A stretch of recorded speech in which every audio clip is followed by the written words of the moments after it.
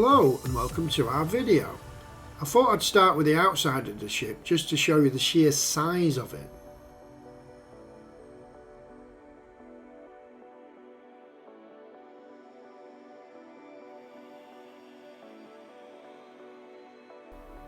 Right, so we're at the back of the ship and there is one of the infinity pools.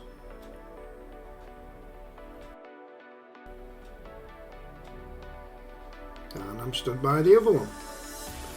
Now behind these there's the panorama bar there, and above that is the sports nets.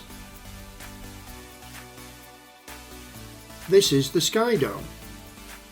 Indoor pool by day, entertainment venue on an evening. The acoustics aren't great in here though. At the front there is another pool and these kind of strange wooden benches. Anyway, on to the Atrium. The Atrium spans 3 decks as it usually does. This is shot from the top deck. This part has floor to ceiling windows, a walkway outside and terrific views when you're at sea. If we stayed there that long it got dark. So the Keel and Cow restaurant is something I think P&O has been missing for a while. A decent grill house, not like the beach house, but kind of you had to go to the Epicurean for something fancy like this. That's a tomahawk steak, 32 ounces, but we had to share it, it wasn't for me. Another time we went, I had the Prime Minister burger there, which is fabulous, and Shell had some fish finger sandwiches, very posh ones though. So looking down to the lower decks of the Atrium, this was a November cruise, so when we first got on there wasn't much in terms of Christmas decorations, but as it went on, every morning you'd get up, there'd be even more, to the point where everywhere was covered in decorations by the end of the cruise.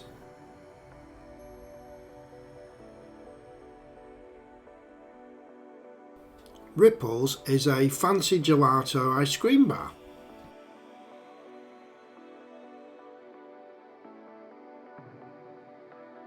Yeah, there's quite a range of weird and wonderful things to tempt you from your cash.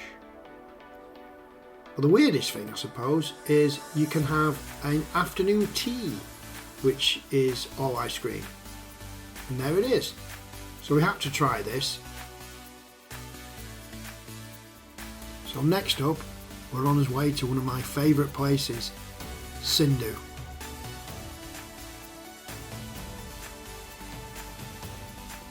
It's always been one of my favourites since I started doing this on P&O ships. It's a great place on an evening, it's nice and relaxed, you're going to be there a couple of hours, you know, you're going to get some great food, it's a lovely atmosphere, it's just fantastic. What more could you want?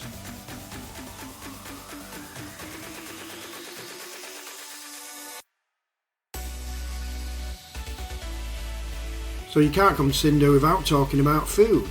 And they were my delicious tandoori lamb cutlets. Shell had a vegetable farley and I had a lamb boona, and they were gorgeous. So next along the corridor is the Quays. The Quays is a brilliant idea this.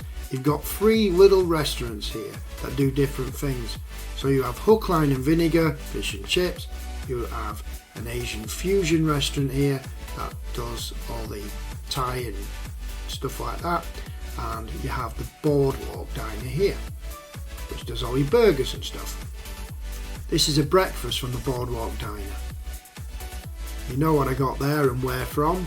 We didn't go to the Asian fusion, it's not really my thing. So the next thing, towards the back of the ship now, is the clubhouse. This is one of the larger entertainment venues. It's got a really big stage, it's got a great atmosphere on an evening, the band Pulse tend to play in here quite a bit, and speaking of Pulse, here they are.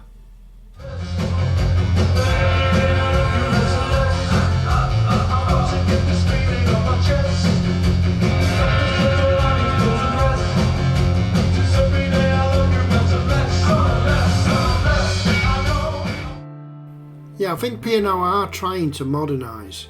Look at the size of this venue. Right, we're off up the corridor. We're going to speed through the shops because if we don't, you might end up wanting to buy something like this fabulous watch, which I didn't buy, but I loved. I didn't want to take it off.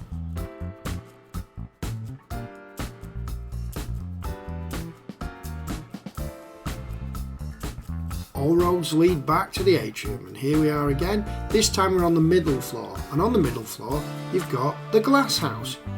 Now don't sit on them bench seats, they are incredibly shallow and really hard and not very comfy. Grab a red chair if you can, failing that, try and sit over near the bar area where you've got these chairs, a bit more comfy. To the food, you get these small starter plates like these meatballs, these crispy chicken wings, these gorgeous lamb cutlets, these scallops and these potato bravas. Food's good in here. So next we're heading down the corridor to the casino and Brodie's. So the first thing you'll notice is the casino. It's not really that big really, not for a ship of this size. I mean the competitors, Royal Caribbean and Princess, their casinos are massive. I mean the one on Anthem of the Seas is like the size of the main dining room on here.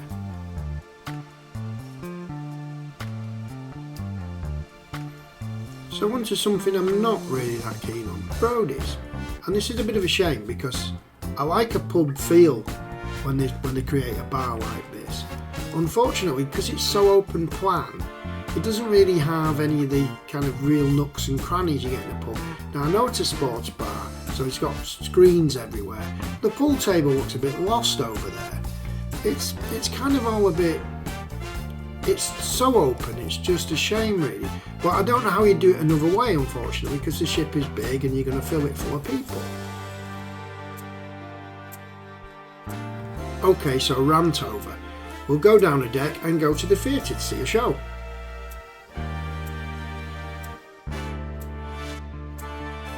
So the gallery is in this corridor here that leads down to the Limelight Club. Now we didn't go in the Limelight Club this time. It's a whole experience. It's not just going to see someone. It's a meal. It's an whole evening entertainment. So you really have to want to go and see who's on. Got the lower atrium deck. That's the Vista Lounge where you can get a coffee and a nice piece of cake. But my favourite thing down here is the Emerald Bar. Now they do some fabulous, weird and wonderful cocktails here. Ooh. That is Thank you. Abracadabra. Cheers. Wow. Enjoy the smoke. So there's one or two things we haven't covered yet. The olive grove and the beach house. Now we're going to save them. We're going to put them in the next video, which is the holiday video of this cruise. So last look around the lower level of the atrium, and then we're going on to the 710 Club, which is the Gary Barlow inspired, or inspired by Gary Barlow, I'm not sure, but it should be absolutely fantastic. And I apologise for that.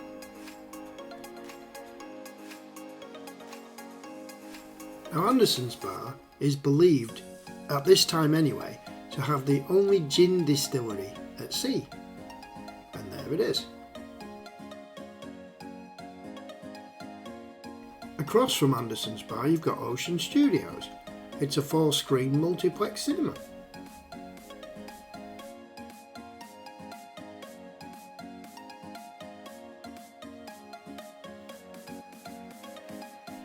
So here's a look around the Pearl main dining room.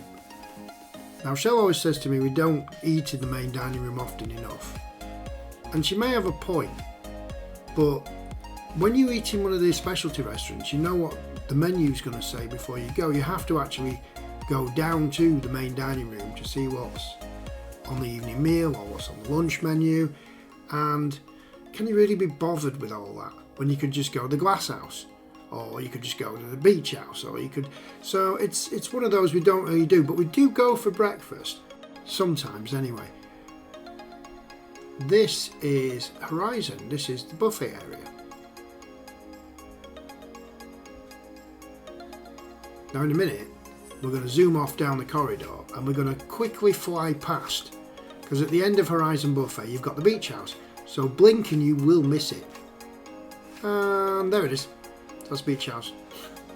And we've arrived at the Crystal Bar. So the Crystal Bar is at the bottom of the Sky Dome. Right, we're literally going to fly down, like the joke, to the Crow's Nest. So the Crow's Nest has a double life really. During the day it's pretty quiet and people read a book and just generally chill out and hang out there. But during the evening it's a totally different ball game. It's a piano lounge and it's next to the Epicurean, so it's where people go and have pre and post dinner drinks, and it's really a nice bar, a nice venue. Right, I'm going to wrap this up now. I'm going to go back to my cabin and I'm going to have a nice rest. So we'll see you next time. Thank you for watching. Hope you liked it. If you did, feel free to like and subscribe. We'd appreciate that a lot. Thank you very much. See you next time. Bye bye.